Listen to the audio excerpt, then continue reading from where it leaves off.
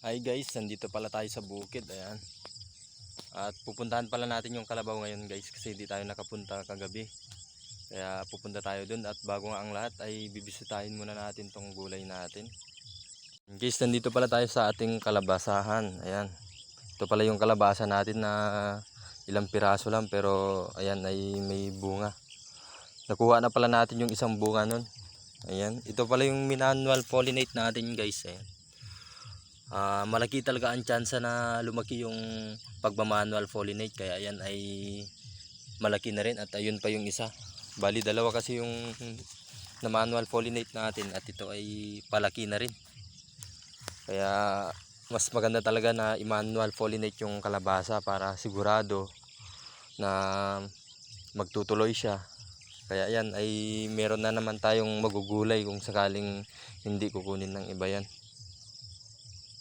At ito naman yung mga okra natin guys, kaso hindi na sila masyadong lumaki kasi dahil nga sa init nung nakaraan na buwan. Kaya ganyan na lang yung laki nila. Tabi lang din to ng ating kalabasahan. At ito nga guys, ay papunta naman tayo dun sa ating kalabaw. Papunta tayo dun sa ating kalabaw guys. Ayan guys, nagtatago pala yung kalabaw natin dito. Ayan, ay kumakain na siya. Hindi naman napulupot yung kanyang tali kaya okay na naman. Ayan, hanggang dun yung kanyang tali guys. Ayan. Ayan, ganyan kumain yung kalabaw natin, nagtatago. At papunta naman tayo dun sa ating baka dahil okay naman yung tali ng ating kalabaw.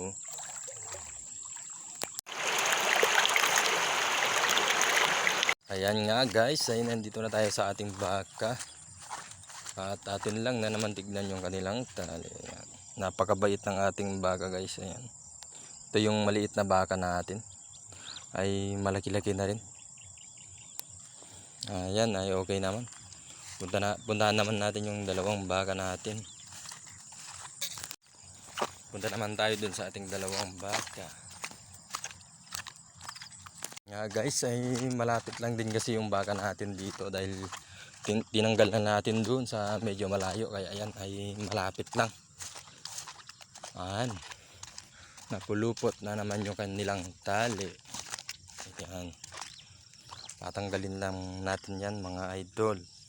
Nga guys, pagkatanggal nga natin sa kanilang tali dahil napulupot, ayan ay kumakain na rin sila. Ayan, ito yung madalas na napupulupot tong dalawa pero yung maliit na baka natin dun ay hindi naman. Kaya umaga't hapon tayo pumupunta dito dahil i-check natin yung kanilang tali para makakain sila ng gusto. Dahil kapag hindi natin tinitignan sila pag umaga, tas tanghali na tayo pumupunta ay pag napulupot yung kanilang tali ay syempre hindi sila makakain ng isang araw. Ayan. Kaya lagi tayong pumupunta dito sa bukid para tignan sila. Kaya okay guys. Dahil sure naman na okay na yung tali ng ating mga alaga ay syempre uuwi na tayo dahil papasok pa tayo sa ating trabaho. Dahil umaga tayong pumunta dito kaya syempre kailangan din natin na maaga tayong umuwi kasi may trabaho pa tayo. At maraming salamat na naman sa inyong panonood guys at sa inyong mga suporta at sa patuloy nyong pagsubaybay sa atin at maraming salamat po sa inyo. God bless po sa inyong lahat. Bye bye.